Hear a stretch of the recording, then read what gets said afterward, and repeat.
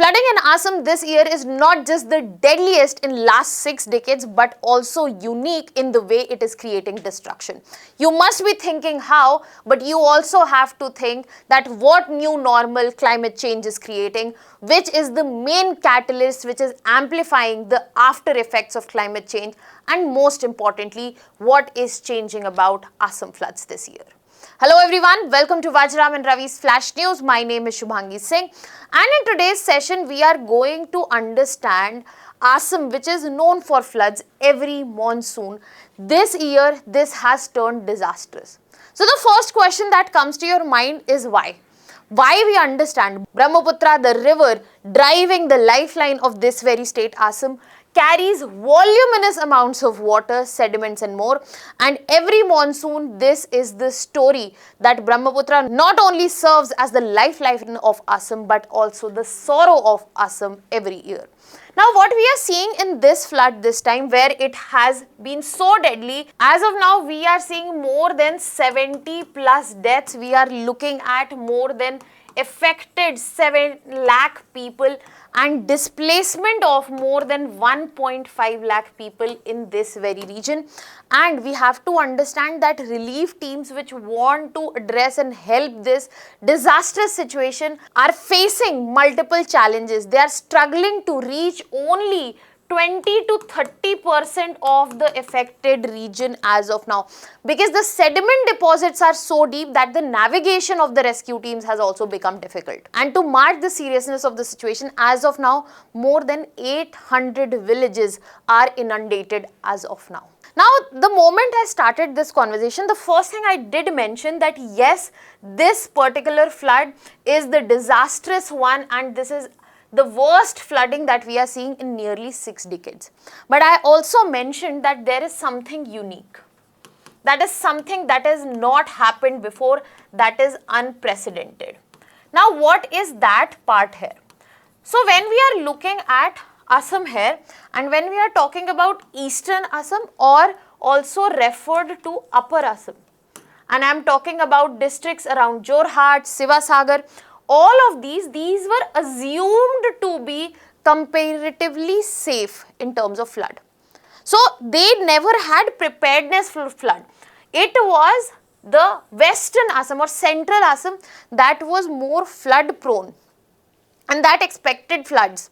But this year, the areas of Upper Assam which have not seen floods, which were not expecting floods and which were not prepared for floods, they are also suffering. So unlike traditional Assam floods, what we are seeing that this disaster is severely affecting districts such as Sivasagar, when we are looking at Jorhat and also Charaideo, which were considered relatively flood safe.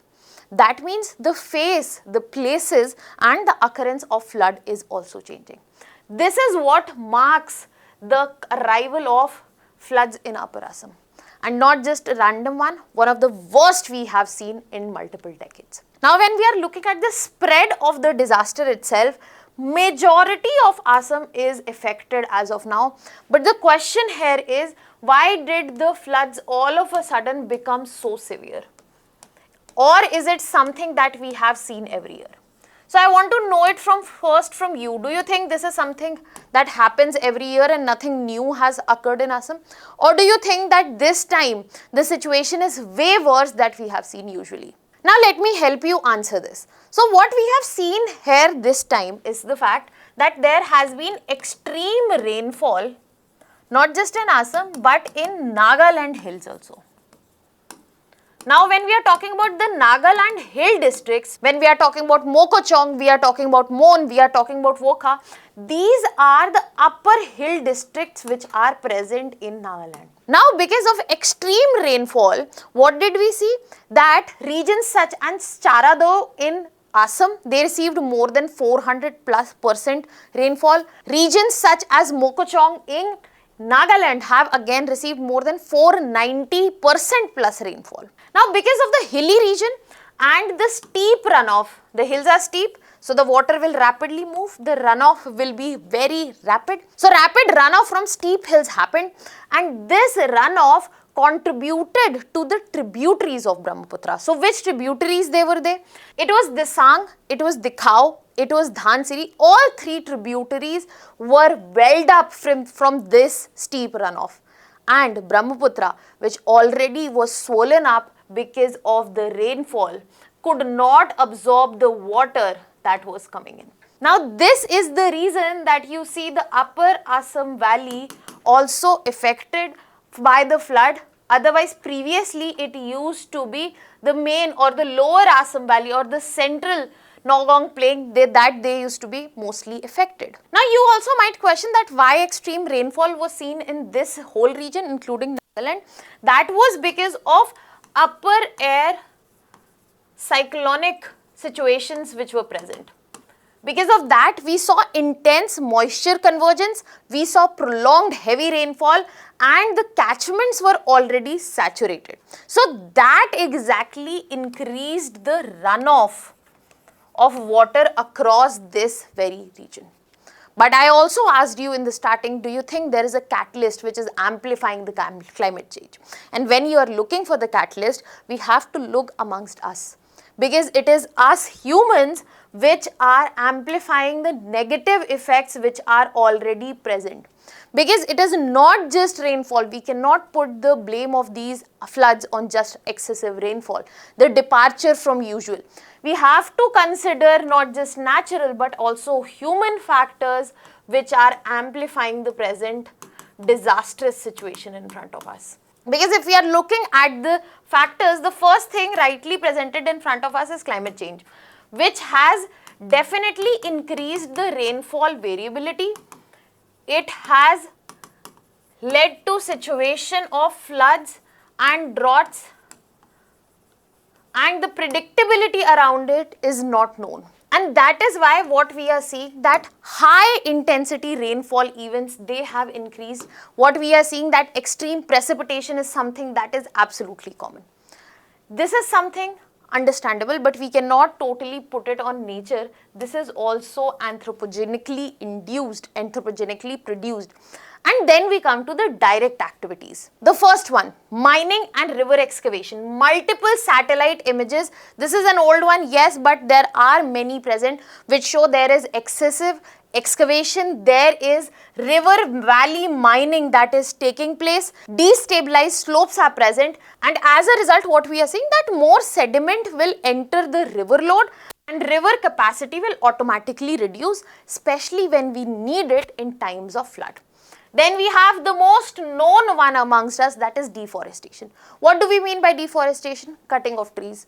But cutting of trees, that's not it. You also have to bring in the picture that when we are looking at the loss of forest, it also means that the infiltration of water that used to happen, that will go away. The runoff that was controlled by the forest, that will also go away. The soil erosion that was controlled, that will be enhanced.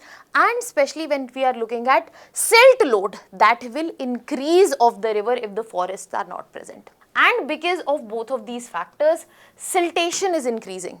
20 to 30% of places have only been reached by the rescue teams because of siltation, excessive sediment deposit, which is not allowing the movement of the rapid relief forces. And then of course we have the hydropower releases. When we are looking at bigger dams and the reservoirs in the flood-like situation, when their capacity is full, the release is also done. So when we are talking about floods, we cannot just say rainfall and be done with it. We have to look deeper and understand that it is culmination of all of these factors that has resulted at what we are looking at present. And this is what brings us to a question, that is this Assam's worst flood, or we have seen worse earlier, or we might be seeing in coming time. So when we are looking at the numbers as of now, unfortunately Assam has seen worse floods prior, be it of 1950 when the Great Assam earthquake happened. So the Brahmaputra course itself was altered. So if you see the river in 1915-30, that is marked by grey area, and then you see if in 2015, that is a very altered course. Massive sediment load came in 1950. The flood dynamics were also absolutely changed. This was a turning point for Assam's river and the flood behavior that was seen. Then if we look at 2017, recently 2022, we have seen bigger impact of this disaster, where we have seen more than 55 lakh people affected in 2022, one of the biggest flood disasters in our country. But at the same time, the 2026, it cannot be directly labeled as deadliest, but it needs to be understood that what it is presenting as a lesson in form of the uniqueness, because the historically safe districts, they have been hit. The flood interval that has reduced, and eastern Assam, which was flood safe, that has been caught unprepared. So in the coming years, we don't know that if we will be able to say this is not the worst flood that Assam or Northeast has seen. We might have different answers for that if we are not taking lessons right now. And not just lessons, but the challenges which are present in front of the government.